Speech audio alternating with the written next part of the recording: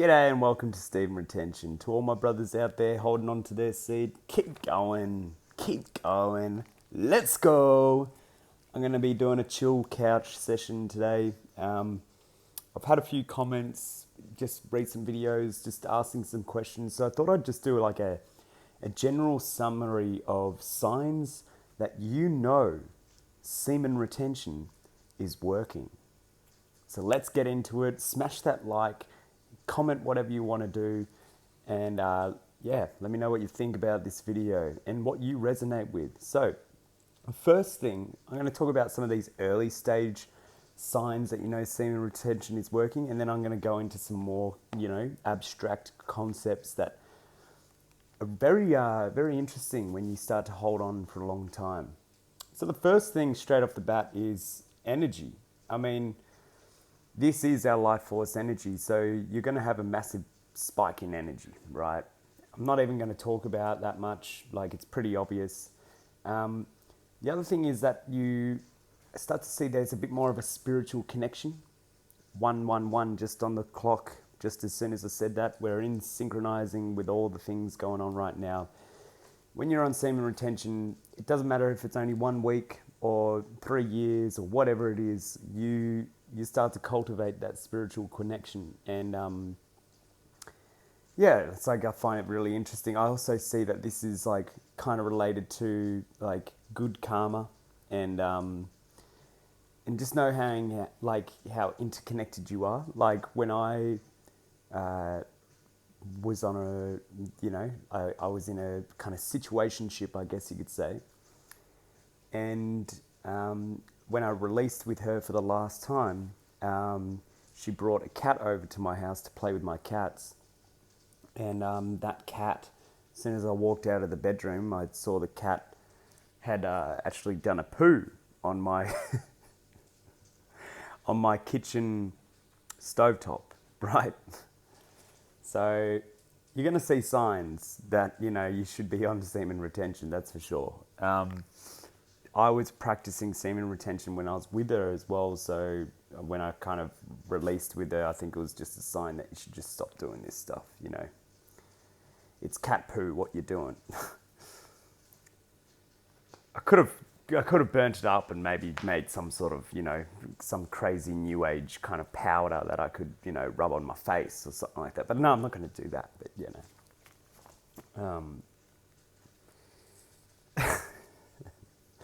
libido is the other thing that I notice when you're on semen retention. Is just, especially in the early days, you're just super horny. Like, you're just like, oh my God, I just need to bust a nut. Yeah, that's what I'm going to do. I'm just going to... But when you actually get in control of your urges, you realize that if you do that, you're going to have to quote Alpha T Fitness, you're going to have to face the semen retention penalties. And you don't want to face the semen retention penalties. I reckon Alpha T is facing a lot of semen retention penalties right now. Dude's been gone for a while. The next thing is the blessings. You notice your blessings. Like, you get little signs, like maybe it's a shooting star or like a butterfly, or just these little moments that make you go in life, and you're like, that's really cool. You have abundance, like you're starting to get new opportunities and abundance of things that you could do. And this is the cool part. I reckon this is about like the 1 month mark of semen retention, where you start to get all these new opportunities and you start to see out of this shadow that you've been living in, and you're moving out of the shade and you start to see the light, and the light kind of hurts a little bit. Like yesterday I was out at a networking event, and we went outside because we were talking inside and it was stuffy and it was hot, and like a lot of us went outside to have a chat, and then I was standing in the sun because I like the sun. The sun feels great. I don't know if it's semen retention has made me addicted to the sunlight, but like there's something about the sun being on me that I just really love. and I was talking to these dudes, and I could tell this like one dude, it was almost like the sun was shining on him. He's like, "Ugh!" And he like was withering away, and I'm like, that dude's definitely not on SR. Like, yeah. Anyway, so the other thing is good karma. You get a lot of good karma. Like you might, I think this is also due to the regulation of your nervous system and how you calm down, because,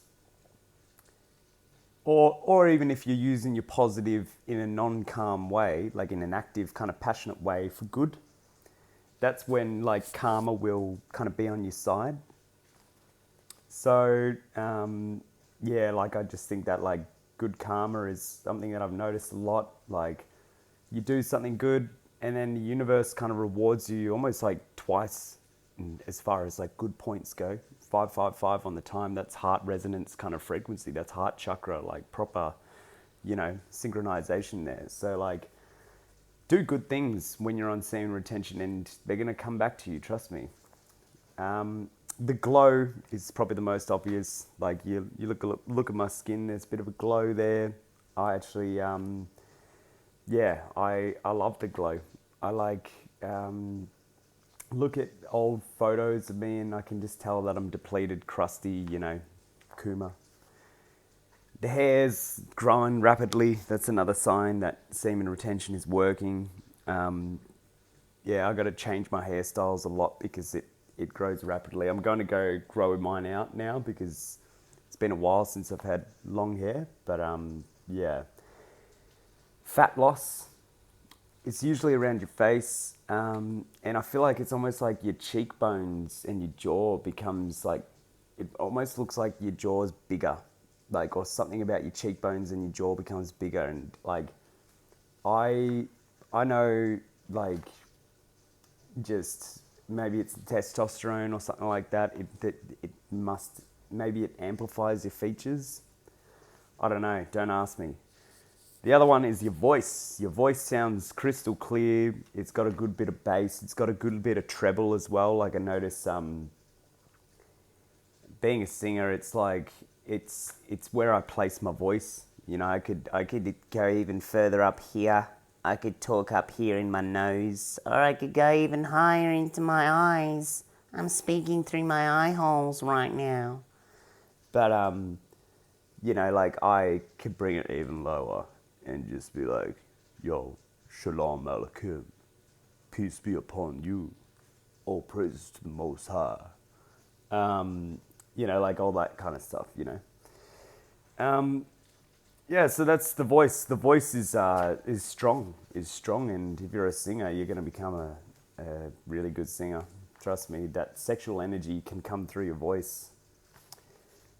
I like teasing the audience with my voice, to be honest. It's just something fun. It's a way of expressing myself sexually without like actually lusting or like, it's a performance, guys, okay?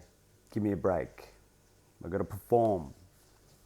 And I do perform. I know some of you don't perform in more ways than one. And that's why you need semen retention, mate, because you got a case of Limp Biscuit there, and then you got the connection to the real world on semen retention. Like you just like I've been sitting in my house, cleaning my house and getting things organized, and I'm just like I really want to just go outside now. I think after this and have some lunch, I'm just going to go for a swim, to be honest. Like, got to get outside. Like, NPC kind of robot digital world is just super gay, actually. It's just what it is. That's what I'm saying. It's gay. Yeah. I'm bringing back gay as a slur, and not as a homophobic slur, but as a way that we used to say back in the day. It's gay. Okay? So that's why I like the real world. Corn doesn't make you release, or like, lustful images and all that kind of stuff. It doesn't make you release. Like, this is more like long-term semen retention. Like, you could see some crazy stuff on the TV and you feel the urges and you're like, oh, that's crazy. But then you're like, okay, no, I I understand biologically and psychologically what's going on. I understand there's a reaction going on down there and up here from what I'm perceiving, but just, it is what it is. I know some people are like, I gotta fast forward through the film because I don't want to watch that scene. It's very, very sexual. It's like, yeah, okay, dude, that's fine. But like, I can literally watch someone in front of me, the hottest people, you know, that I'm attracted to, and I just sit there, just be like, yeah, you're just a figment of my imagination. Pretty attractive, but still you're just a figment of my imagination. And I'm keeping my chastity belt locked. So yeah, like that's why like corn and all that kind of stuff doesn't impact you. Like I don't watch it. I don't toy around with myself in that sense. I'm just like, yeah, pretty detached from it all. I like, as I said, if I encounter it and I look, I don't punish myself. I've done brahmacharya where you don't look at it at all, but I think that's just kind of like a little bit extreme. Like I'm not trying to be a guy that avoids that kind of stuff. I'm trying to be a guy that's in control of that stuff. Because to be avoidant is to be in fear. Let me sink that in. To be avoidant of that kind of stuff is to live in fear. Whereas if it comes into your environment or in your situation, you can be in control. You can say no. You can keep your hands to yourself. You can keep your pants on, you know?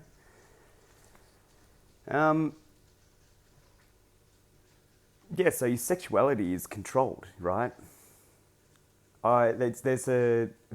Recently I've been on, you know, dating apps and just trying to figure out what's going on, and it's really interesting because for me personally, like, for starters, I feel like I'm just talking for the sake of talking, which is wasting a little bit of time. You know, it's entertainment to me, to be honest.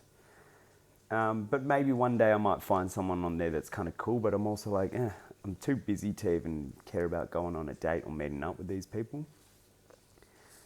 So one time I did meet up with a girl that wanted to chat with me, and she invited me straight to her bedroom. And I thought we were going to be talking first before I went to her house and straight into her bedroom. I thought I was just going to be hanging out with her at her house, just chilling, maybe on the couch in the living room, maybe on the deck, maybe in the kitchen, maybe whatever. But her bedroom was just like literally a bed, a TV, and there was nothing else in there. And I was just like, no, you're not getting it from me. So that's why on semen retention, you are in control of all that kind of stuff. Another sign that semen retention is working for you is you take on any challenge in life. And you could even say that that was a challenge. It's like, I'm facing lust in person. Someone that would literally just pull down my pants. And I'm facing the challenge and I'm conquering it because I'm dictating what's happening here. So that's good. And also it could be like maybe you got some new business opportunities, blah, blah, blah. You know what I mean, like facing a challenge, right? You're not scared of doing new things and all that kind of stuff.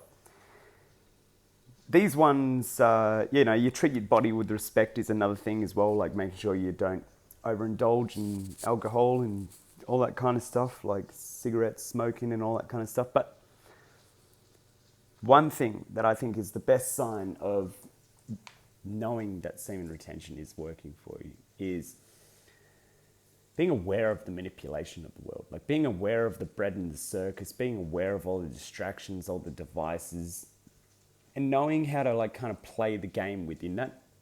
Because essentially we got to get to a place where we can be like financially independent and live properly and have a good place to live and eat good food for us instead of eating slop and living in a crack den. You know, like I think like these are things that are important.